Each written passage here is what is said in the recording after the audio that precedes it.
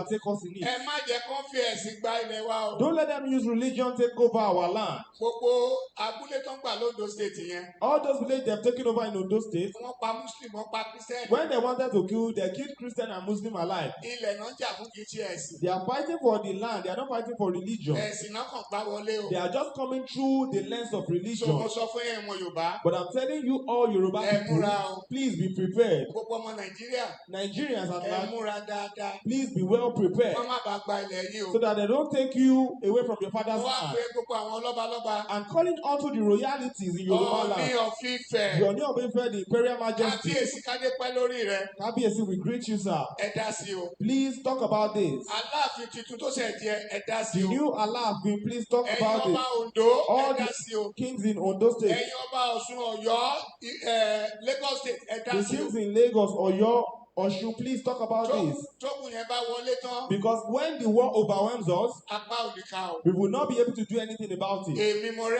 Personally, I'm ready for war.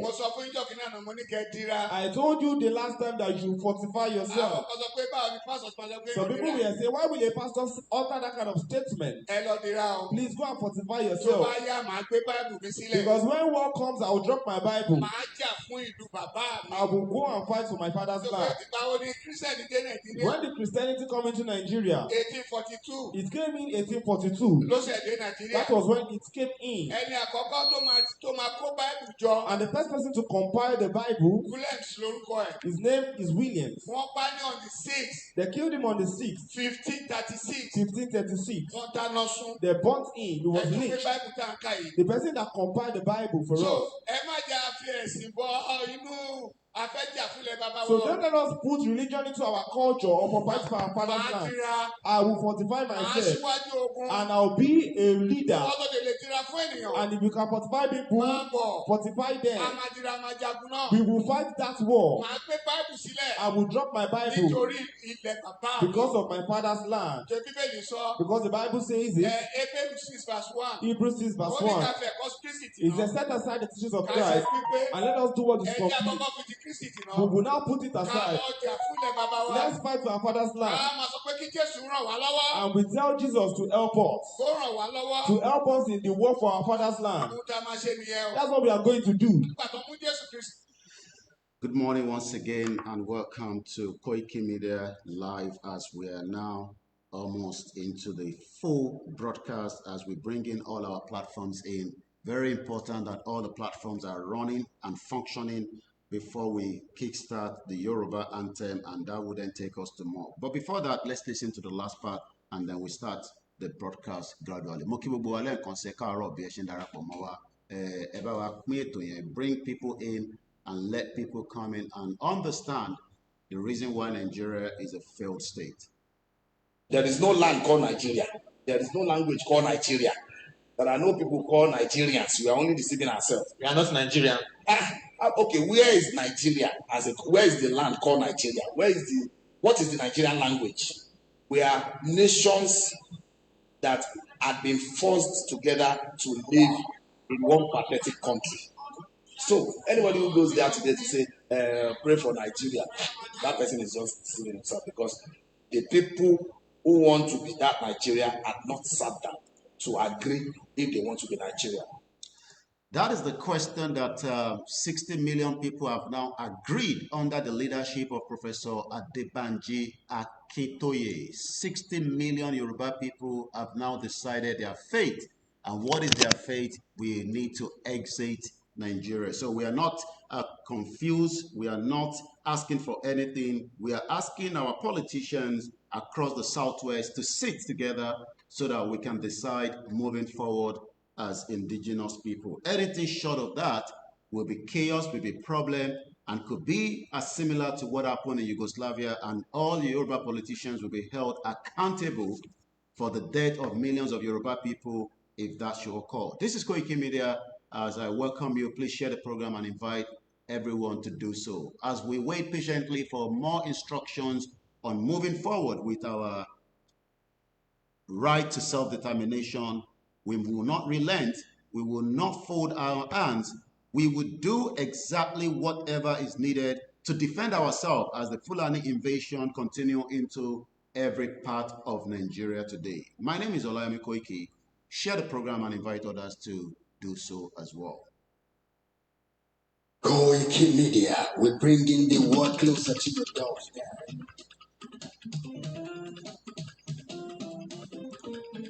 Koikimedia, Koikimedia,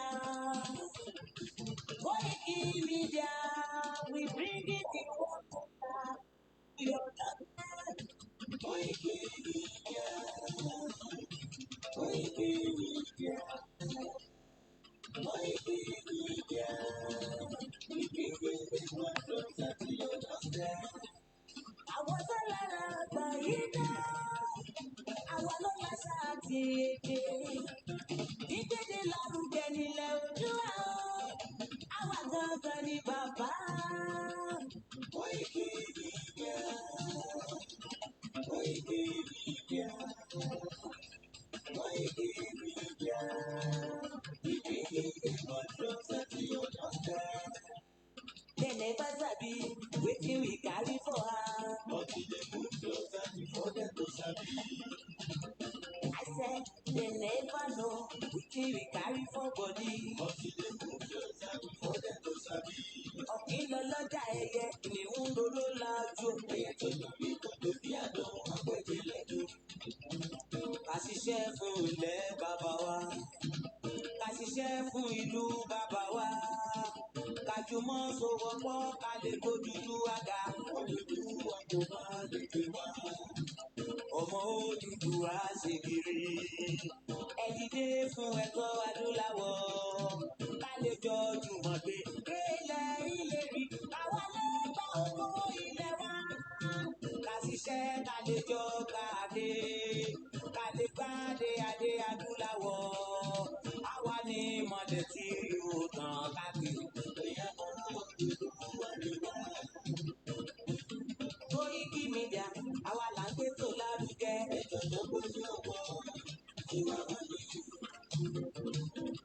Kásá.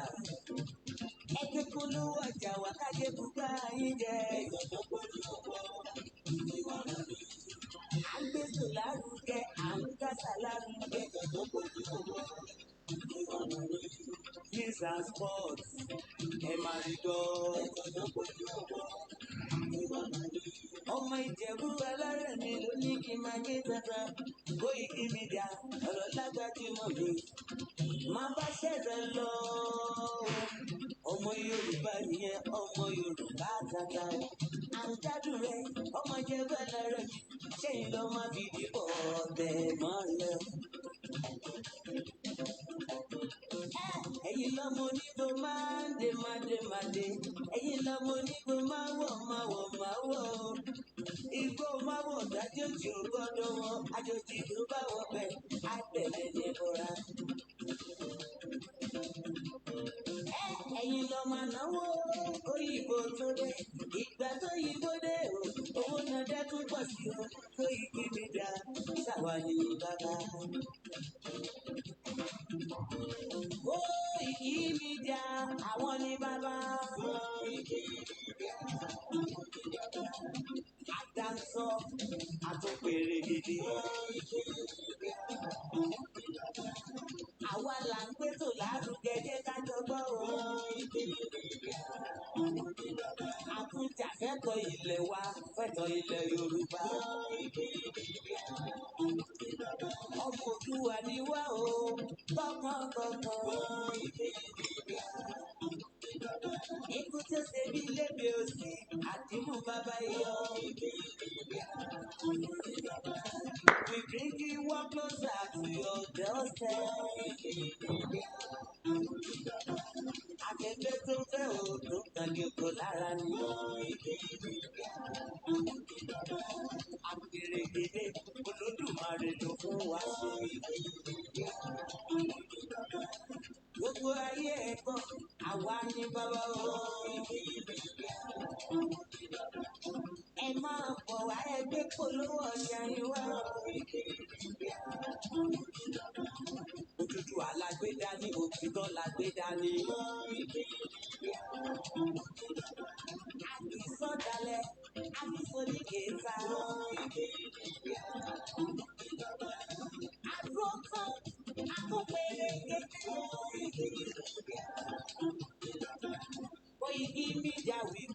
walk closer to your doorstep. Koikimedia is around to give us latest. Is around to give us latest. Ladies and gentlemen, everybody select. Ladies and gentlemen, everybody select. Koikimedia is around. Mo kí gbogbo wa pé ẹ káàárọ̀ níbi tí ẹ bá ti ń darapọ̀ mọ́ wa lórí ìkànnì wa tí à ń pè ní Koikimedia as we go back into politicians. Àwọn olóṣèlú ló ń pè bẹ́ẹ̀. Politicians, whether politicians in Yoruba land, whether politicians in the southwest, which is Yoruba land, whether politicians in the southeast, in the Igbo side, whether politicians in the northern part, whether politicians in the middle belt, they are all criminals from top to bottom. And the indigenous people have now asked the question, can we continue like this, or should we exit this contraction? And I believe millions of people from the Yorubas are saying now it is time that Nigeria needs to leave their land that British created in 1914. And that land is the indigenous people's land. It is not Britain, it is not America, it does not belong to politicians, it belongs to us. And there is now a question mark. And that question mark must be answered by the politicians. If not, there will be chaos and there will be disaster and there might be a civil war again. To avoid all these is why we are under the leadership of Akitoye, stated it clear from the presidency to the governors not to look away, because if they look away and refuse to answer the questions on the table, then the Yoruba people will have no other choice than to do exactly whatever it takes within the capacity of the international law, the African law, and the indigenous people's law, and take the battle into the street of every of Yoruba and demand one thing and one thing alone: the total exit of we, the indigenous people that owned the land before Britain came in 1914, and join us together in what is known as Nigeria today. Whether with the politicians or not, the question of 2027 is not what should be discussed. If not, there will be chaos. And it will be terrible, because the politicians will not be able to govern the southwest part of Yoruba land. Every part of Yoruba land will be shut down. And that is the message as we continue our campaign and wake up the millions of people that are sleeping. There will be defiance. And the meaning of defiance is we will not obey the rules, because the military of Nigeria does not own the land. There's nothing called Nigeria. Nigeria is a fraud. Nigeria was never part of us until the British created what is now known as Nigeria for their own selfish gain.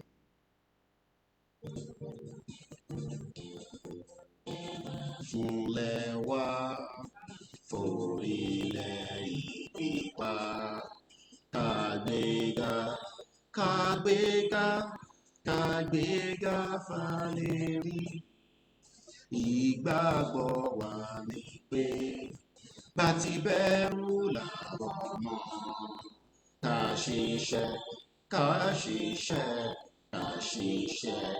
jọba.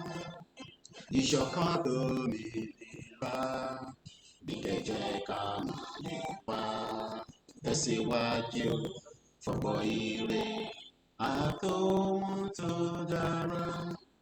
Ọmọ Oòduà dìde, bọ́ sí ipò ẹ̀tọ́ rẹ. Ìwọ ni ìmọ́lẹ̀ ògo adúláwọ̀. Àwa ni ìmọ́lẹ̀ ògo adúláwọ̀. Mo kí gbogbo èyí tí ẹ ti darapọ̀ mọ́ pé ẹ káàárọ̀ níbikíbi tí ẹ bá ti ń gbọ́ wá, pé ẹ káàbọ̀ kẹ́ fi ìtàn sẹ́gbẹ̀ẹ́.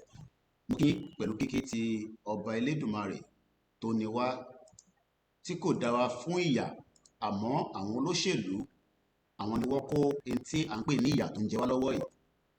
Ọlọ́run tó dá ilẹ̀ Yorùbá, tó dá ilẹ̀ Oòduà, tó dá wa dáadáa, and he created us in a way that cannot be challenged. But it has now come into the fact that àwọn olóṣèlú that call themselves politicians, the criminals, that believe that they own us and we cannot speak and challenge them anymore.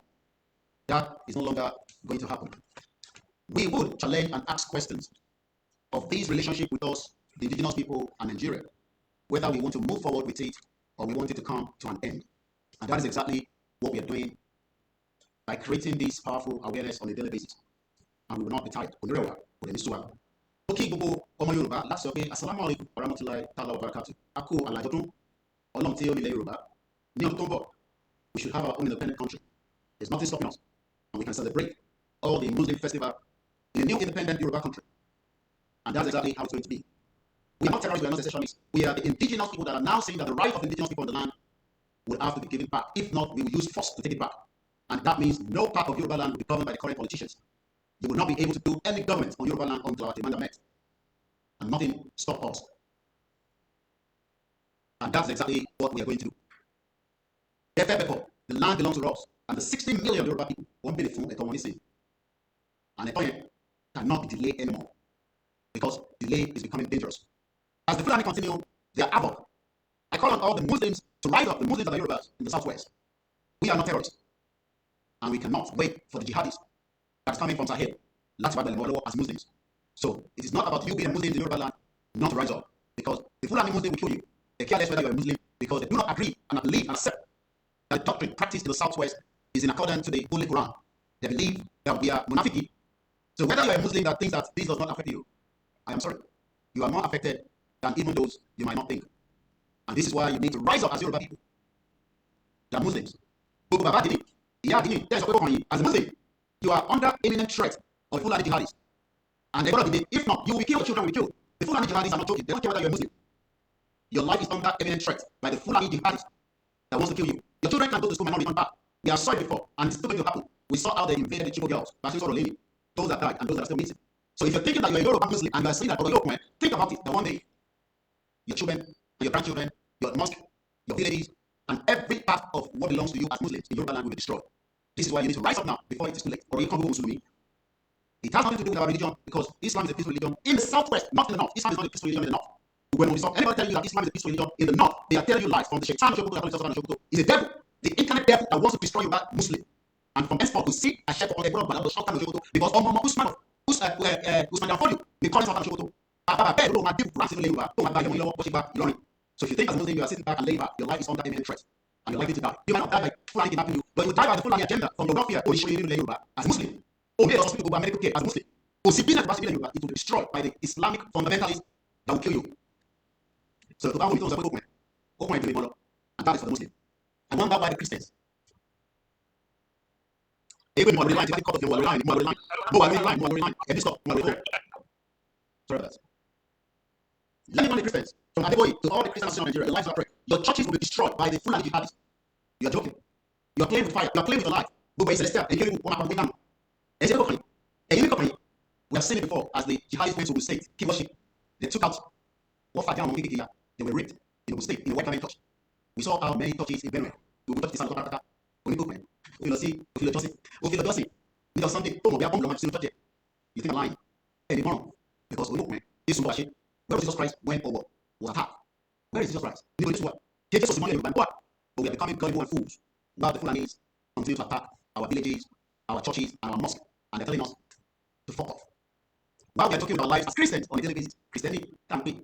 Maybe I should allow you to listen one more time to this. We are our here. Although it is not just Muslim. As I believe all the Muslims are not written our Christians that do not want to understand that we are now under imminent threat. When they say something is threat from it. Nothing can take it, nothing can change it. You don't get threat. You deal with it, and you deal with it as quickly as possible. The Christians told me, Christianity, Celestial, Keru, DICC, Adifarasi, Abadego, Kumuyi, Pastor Jerry. Somebody comes to the church, Pastor Jerry, that was the first to the United Nations building. There was a suicide bomb in Abuja. I don't know what was anymore. And the Mogadishu is 5 kilometers. If there can still be a suicide bomber in 2025, your life is not safe. Your life is at risk as a Christian. But Christians are always pretenders. Why were they not saying attacks? That's coming over. Do you know any attacks? You don't know. Oh, they was it. Akure is safe. fake Yoruba Christians when all was attacked. I killed the crap. As a Christian, where is the today? I don't know the not for the when all was attacked. You need to hear the horrible sound that took place during that all. Maybe I should remind you. This happened 2022, 10 years ago, 30 years ago. As a Christian, also, not to say, trust that your government not to take in advance whether you have somewhere where blow you up. As a Christian, Christian, let me take you back to what happened. It was not an attack. It was a mass shooting and a bomb attack according to Wikipedia. Stupid government that continues to delete files and information to show you that okay, bomb bastard governors and the defense information who every time you turn around, they happy because millions of people have died. You did something. I'm not bad. Every time I die from the politicians, I will know. The father did not even continue to attack us. And I'm not bad. But the pain of millions of people have only any people that carry with that one. As millions of people the mother crying. There's a power normally, but the lover. There's a power buying. And so fucking what? Only can be almost 30 years old. Or not only the generation of them as and that is what we found for you. Someone who can see how many money, how many million. No matter how many money, she said, she does not. You cannot know that. They make them happen. Who you are asleep and create pain in the middle of your body. Everyone so many million any piece for creating this nonsense for Nigeria. Will at the branch of the family. 5th of June, you can see that the state governor you can imagine the current state governor and Lushi. Bomb pastor. Do you know that it was 5th of June, just 3 days ago? No news, no celebration of life. People that want to go up here. Over Nigeria, I will learn here. I'm talking about Nigeria. Where is the anybody that dies in Nigeria, Okuloni, Bam, I don't come the wicked people. Evil politicians, they want you. Hey, right, go there. I think that's what I'm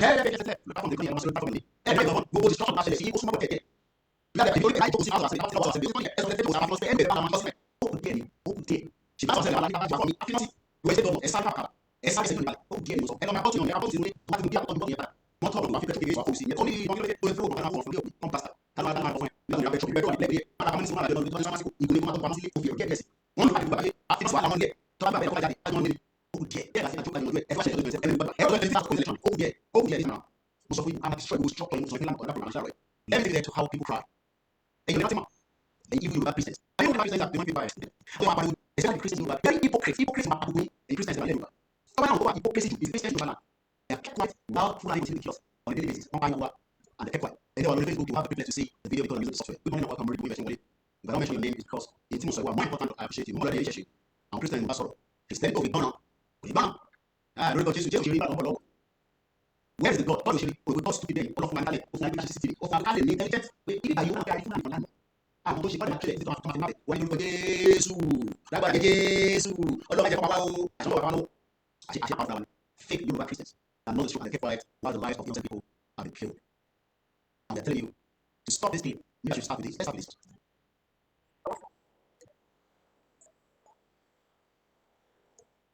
You see? That's not something now. I've got to do it. Come you hypocrites. They're taking our accountability to kill. Okay, security may get to the same amount of touches here. You think of this one, I'm about to this church. They just protect people all the Christians that have been killed and massacred in Yoruba. You think that they're not praying the same God like you. So all of them hypocrisy on power. Our Christians are in the southwest. You don't know, you think the so you think that this is okay. I'm criminal, full and terrorist. You think here, where can I only slept about 2 o'clock yesterday. Look at the time. I never with that loud time. So he said, no faster. Eat the other things. The money was small. Tell you what you so, I'm on state. I'm on the state. I'm on the state. That's it. I do my work. We should do the man with strength. Look at it. But people is 90. I push and you compare about the and you at the same point and say that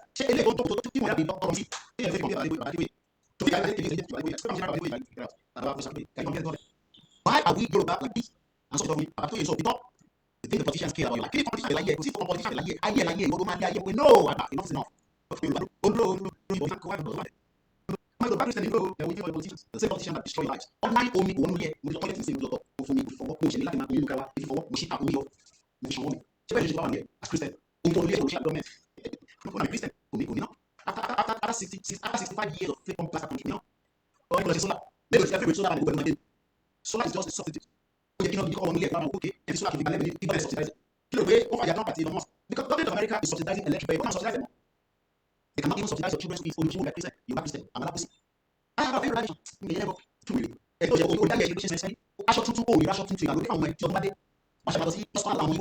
Christian,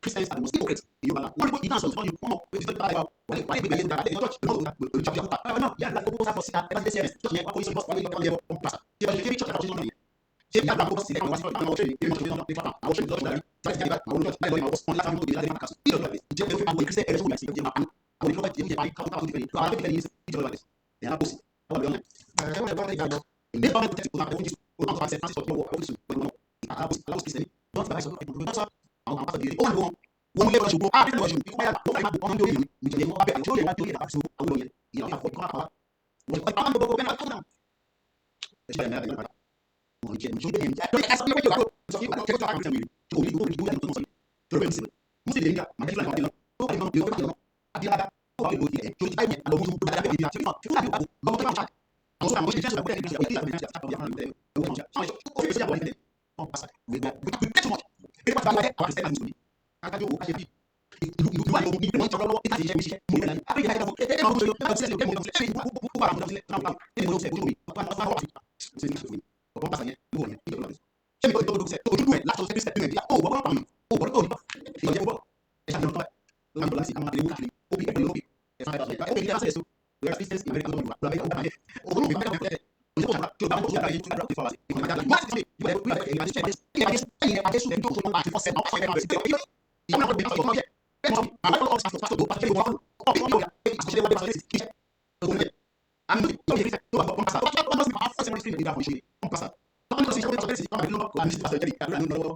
ìṣẹ́